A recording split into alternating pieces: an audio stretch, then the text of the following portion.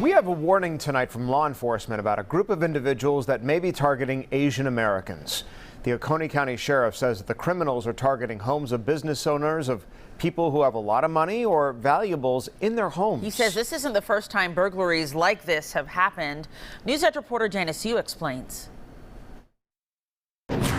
The sheriff says there was a period of time where similar crimes were happening just about 2 years ago, not just in Oconee County, but in nearby areas as well. And that's why he says his agency, as well as others, are on high alert because these crimes look like the ones that were committed in the past. If they come to Oconee County, they need to understand that they're going to come up against pretty good competition, because we tend to find them once we catch on to them. A stern warning from the Oconee County Sheriff to the criminals who are potentially targeting members of the Asian American community who may be business owners or keep large amounts of money in their home. Sheriff James Hale says thieves broke into the home of a business owner just a couple of weeks ago. They took a safe that had money in it, or at least we were told it was a large amount of money. While this could be an isolated incident, Sheriff Hale says his agency and others in the area are paying close attention. Is Fulton County and Gwinnett County are having a rash of these same types of burglaries.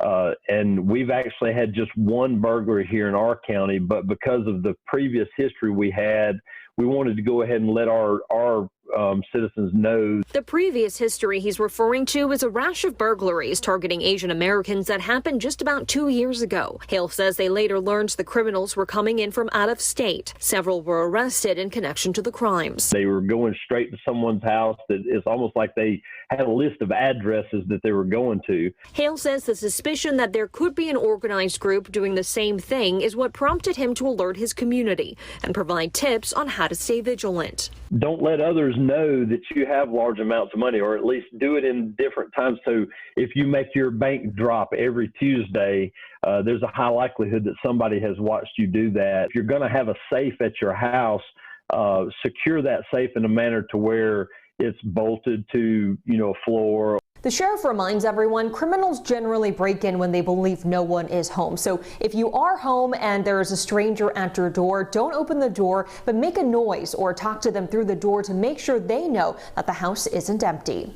In Atlanta, Janice Yu, Fox 5 News.